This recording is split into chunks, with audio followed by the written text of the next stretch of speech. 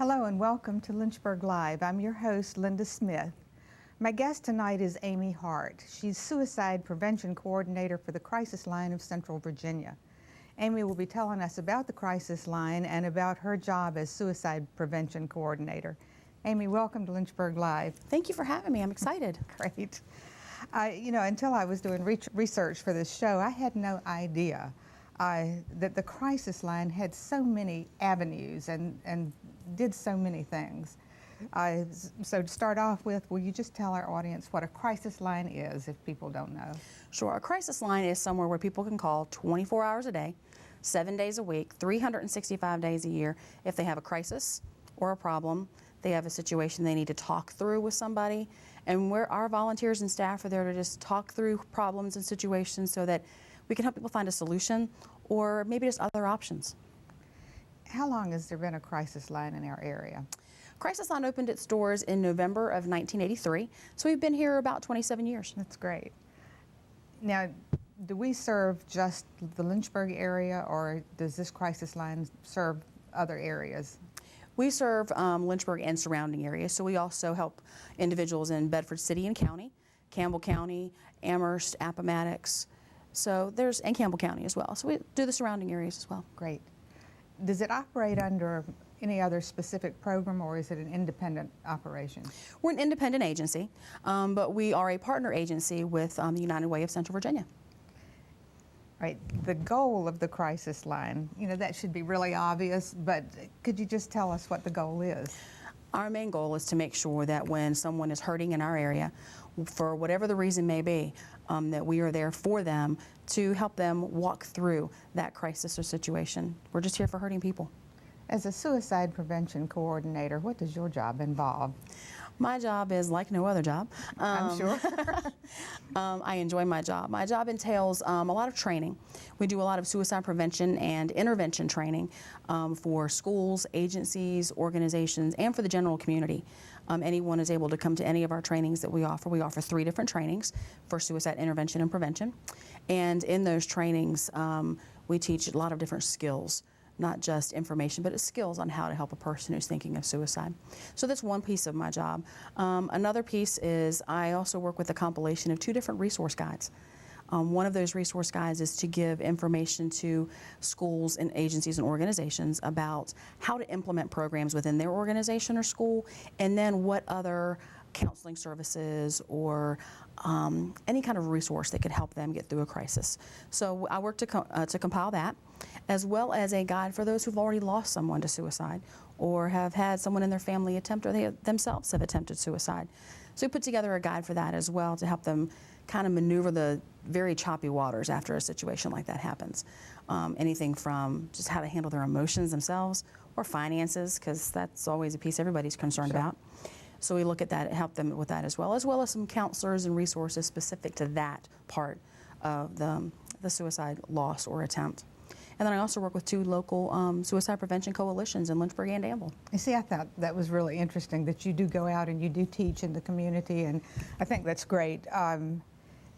Now, the Suicide Prevention Lifeline, is that different from the crisis line? We are a piece of the National Suicide Prevention Lifeline. The Lifeline is a national hotline that anyone can call from anywhere in the United States, and then they will route that call to the crisis center closest to the area code. So whatever area code they call from, they're routed to a center that's closest to that area code. We are one of many centers in the nation that answer those calls. We're one of 4 in Virginia that answer those calls. Now, statistics. I think that when you say crisis hotline or crisis line, that people automatically think about a suicide hotline because that's what you hear about so much. The statistics in Virginia, can you tell us how many suicides there were in Virginia? Or are? The latest data that we have that is actually verified is 2008. And in 2008, we had, in the state of Virginia, 938 suicides. In the Lynchburg area specifically, we had 11. And in the surrounding areas, Campbell, Bedford, Appomattox, and Amherst, we had 37 additional. If somebody calls in on the hotline, suicide line, what kind of intervention do you all offer them on the phone? What we will do is someone calls us and we either through conversation find out that they are thinking of suicide, or they sometimes just tell us that they are when they call. What our staff, volunteers, whoever is on the phone with them, what they'll do is they'll help them talk through what has brought them to that place. Because someone just doesn't get to thinking of suicide Right. overnight. So we kind of talk with them about why do they want to do this? What has brought them to a place of wanting to die? And then also help them walk through what other options or solutions or just what else is there besides suicide, because suicide has been a solution for them.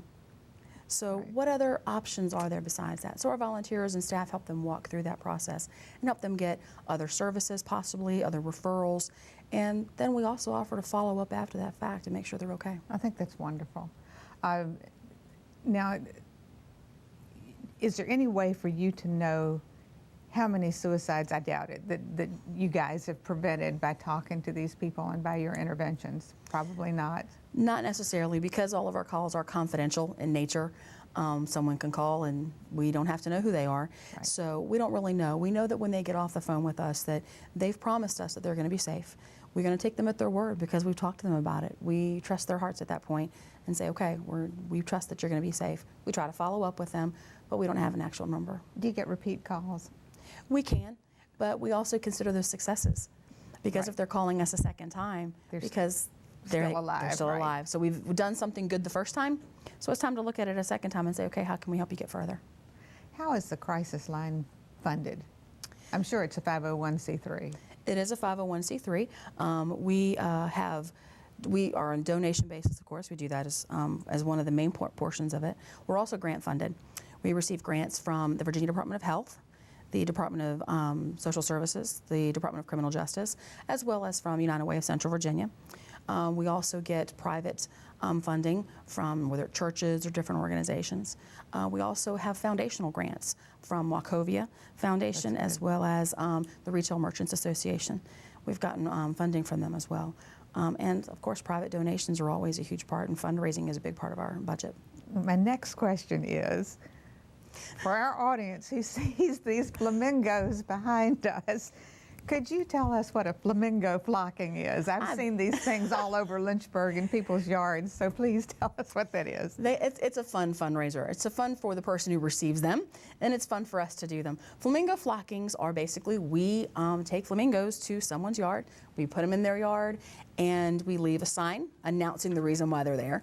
And then we go back, we leave the sign, and we put a card on the door for them, and then 24 hours later we come back and we take them off the lawn, leave them a clean lawn, and but they actually have the fun of having them on their yard for 24 hours. It's $250 a bird with a minimum of 20 birds. So do you make a lot of money this way, or it's just so cool, I think. It is very cool. We make a considerable amount from the flockings, and we just have fun doing them as well. I think it's wonderful. The first time I saw those on somebody's lawn, I thought that was great. And you do it for birthdays or events? Anything. Okay. We've done them just because someone just wanted to have fun with somebody and just wanted to put flamingos in their yard. And it helps you. Exactly. Now, somebody told me, or I may have read somewhere, that you had a paid board of directors, but the majority of the people working for the crisis line are volunteers. Is that right? Or if it's not, will you straighten me out? Actually, our board is completely volunteer. Okay. They come from every walk of life you can imagine, but our board of directors is on a volunteer basis, and they volunteer their time just like any other volunteer that we have. We do have 10 paid staff members, full and part-time. But the majority of the work that's done from 6 p.m. when our office is closed until the next morning at 9 a.m., the phone calls are answered by volunteers. And anything else that we do with our other programs is also volunteer-based. Obviously, you have to have trained volunteers, to work with people who are in crisis. So how are your volunteers trained? Our volunteers, because we are accredited by different agencies for what we do, our volunteers go through at least 40 hours of training. Most of that is classroom training. So they are in a classroom learning all the different skills that they may need, whether on the phone or whether it's our other programs that they need skills for. We teach them how to do that. We teach them through the classroom. And then after the classroom training is over, they actually go into hands-on experience where they're working with a staff member or a seasoned volunteer that's been there with us for a while to learn how they do this in the nitty-gritty, on the hands-on practical. Do you have somebody there, a seasoned person there all the time with people, or to answer questions that they can't answer if something comes up? Not all the time, but we do have someone that's available to them by Good. phone at all times. That's great. No one is ever left alone to do what they need to do. Now, is the crisis line of Central Virginia based in Lynchburg? I know you can't give an We are address. based in Lynchburg. Okay. And you're open or available to anybody 24/7? Our phone lines are open every day, 24 hours a day, 7 days a week. And I think I asked you this before, it's really, there's no difference between a crisis line and a crisis hotline. No, they're both the same thing. All right. You've brought some pictures. Phil, if you'll put the pictures up on the screen, we'll get Amy to tell us what they are. We'll see them over here. This was, we started this last year. We do what's called the 1 in 95 Walk for Hope. And it is a walk that is for the memory of those who we lost to suicide, as well as hope for those who were left behind. That's wonderful. So the picture you're seeing here is we were able to write down the names of people that were important to us that are either working in the field of suicide prevention, or if those are people we've lost, and they would lay them down as they walked. And those are some of those footprints that people wrote their names on. Our crisis line ornaments. We sell ornaments each year. They're landmark ornaments of places within Lynchburg and surrounding areas, and that's one of the fundraisers we have. are they Christmas ornaments? They are Christmas ornaments, and this is one of our ones from this past year, the McLean House. We did that one this year, and it was in Randolph College was the other one we did, and we did it as a tribute to both Randolph College and Randolph-Macon Women's College. That's really nice. And of course our flockings. We love our flockings. It's just one of those things that we want to symbolize that we're there for people. We're there to walk with them through the hard times. That's kind of a symbol for our Teen Talk line, which we have. Teenagers are a lot of times the ones that are distressed and don't know where to go. And of course, we have a line for kids as well, elementary age kids. So this is to symbolize that. That's one of the things that I thought was really interesting in doing research, finding out how broad this umbrella is of the crisis line. Each year we do a vigil for sexual assault victims and survivors. And this was from one of those events. We had people write inspiring quotes on the luminary bags and on those bags so that people could walk by and see this is not just a time where people are hurting, but they can find hope as well. So that was one of the things that we did for that. And it's another one from one of our vigils. But the shoes are set there to represent the footsteps of each person that's gone through a time dealing with sexual assault or abuse. Again, one of those, you can see some of the quotes on there, be true to yourself, and there's some others that were good ones from different people. During the vigil, we take a time to light candles for those that, either for ourselves if we've been through it, or for those our friend or family members that have been through issues of domestic or sexual violence. Do you have volunteers who have had the experience themselves? Yes, many of our volunteers are there because they've had that experience within themselves and want to give back after they've healed. You'll see these signs around our community sometimes. We do a lot of what we do by volunteers. So this sign is to show that, yes, we need help. Call us. We'll train you to help us out, and you get the benefit of helping hurting people. Is this the best way to contact you guys? If you're having a crisis situation, is this the number to call? This is our office number. Okay. Where they would call if they wanted to talk to someone about volunteering. Oh, okay. What is the number to call if you're in a crisis? How do you go about it? If you're in a crisis, what you would need to do is call the number 947-4357. It's 947-HELP. Okay, all right. Now, you mentioned several services that fall under the umbrella of Crisis Line. Can you tell us what they are? And then I'll ask you to tell me specifically about those. Sure. We do have the Crisis Line. We've already spoken about that. And the Sexual Assault Response Program. There's also the TeleCare program, the HOPE program, Teen Talk, and Chatterline. I think that's great. And all of these services are telephone support? Not all of them. Actually, the Sexual Assault Response Program actually does go to the emergency room with a victim who comes into the emergency room for an examination because of a sexual assault. Yeah, I thought that was extremely kind and extremely helpful to have somebody there who's not asking you questions, but somebody there to offer support. I really thought that was a good thing to have. Is it true that callers remain anonymous? That is true. The call that they make to us, they can say they don't have to say who they are. Unless they reveal to us who they are, they're completely anonymous. Do some people volunteer their names? Sometimes they do. They do. And we will ask from time to time, just so that we can know just so they can know that we care about who they are. It's not just that they're a voice on the phone. We care about that person. That's why we're there. What kinds of calls do you most often get? Most often it's hard to tell because people's crises change from week to week and day to day. So at one time it can be we're getting more calls about financial crises. Other days it can be the fact that people are just depressed, so they're calling us. So the reason people call varies from day to day, so we can never say what the most of them are. This was a question I was going to ask you later, but it seems like a good place to ask you now.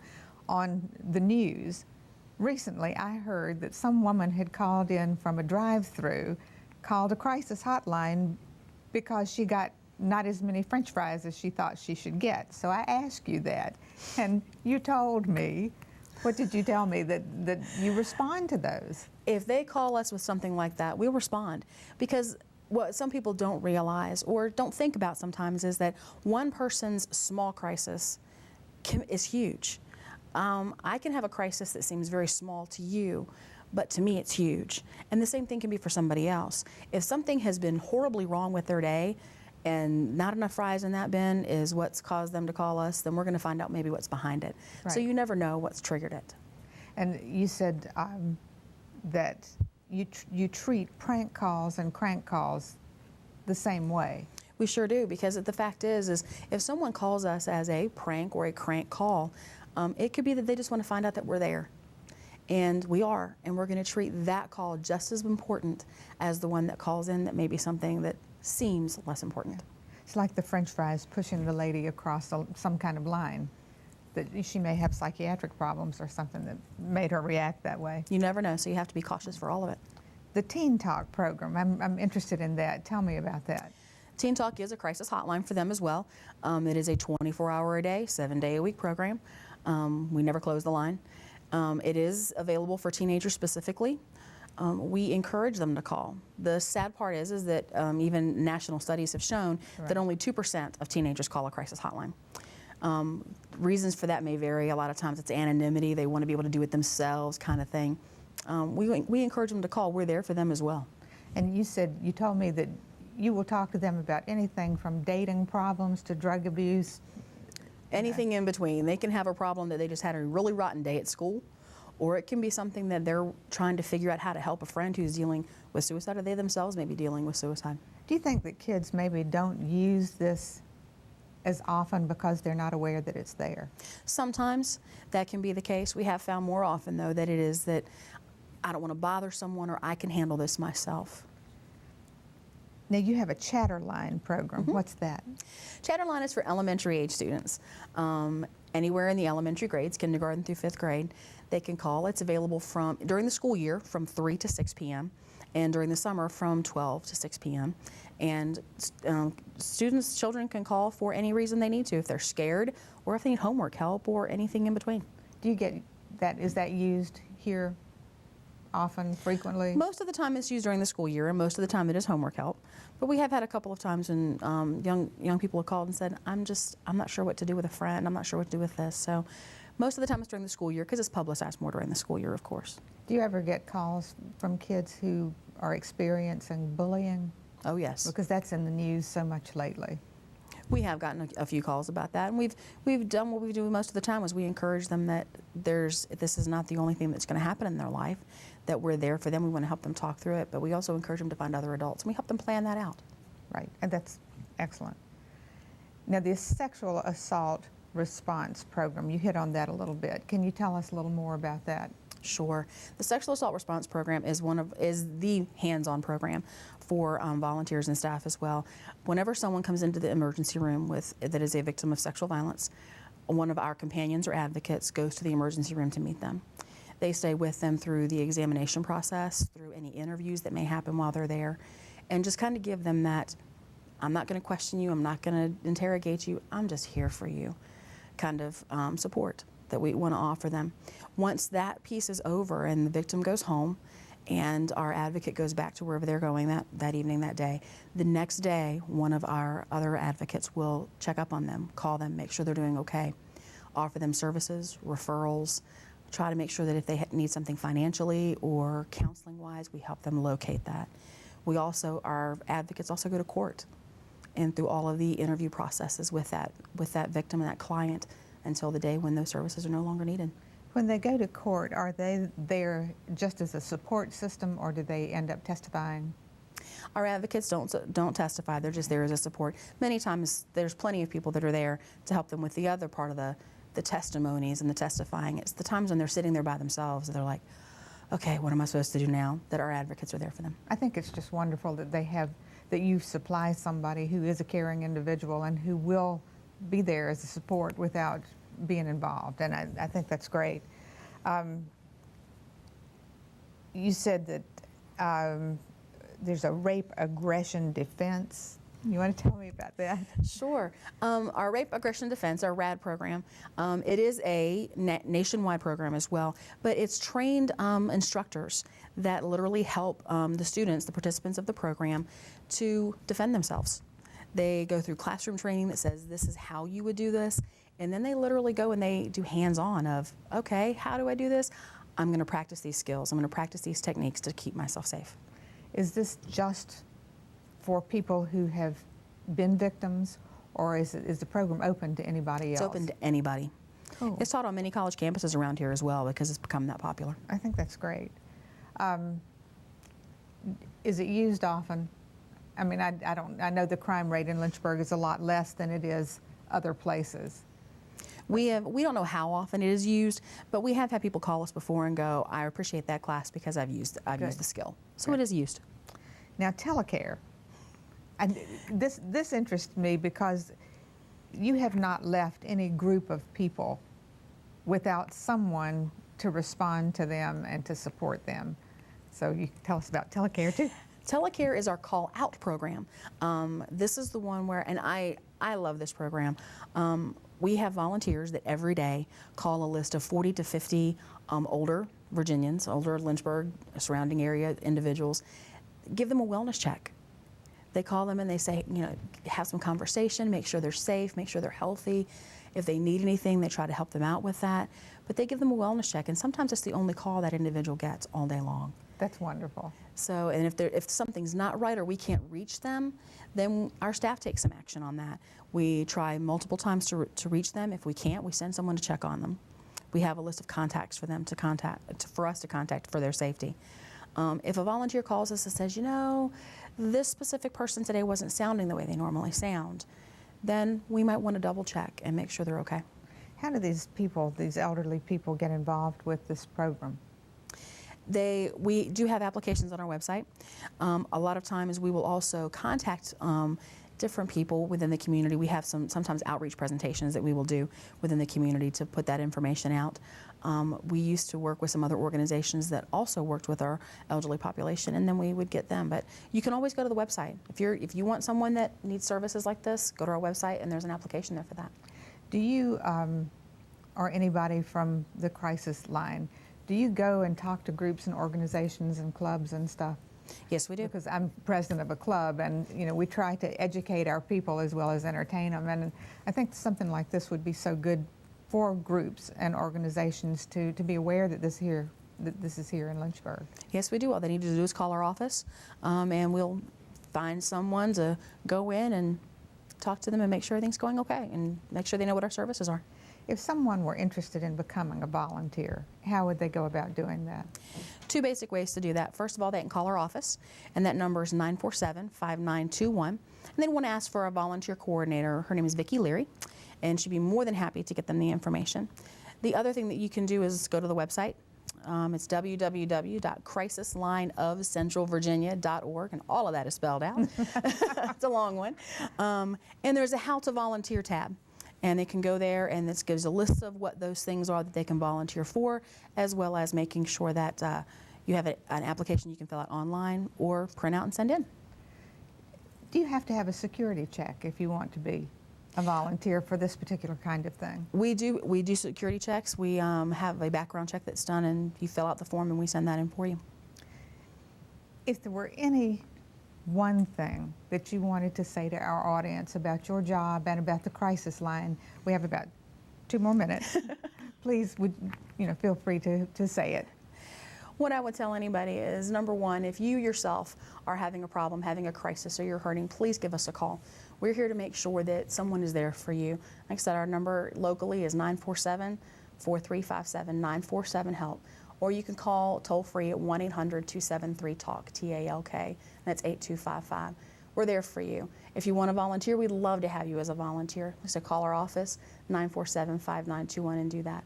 We want you to know that Crisis Line is always here for you.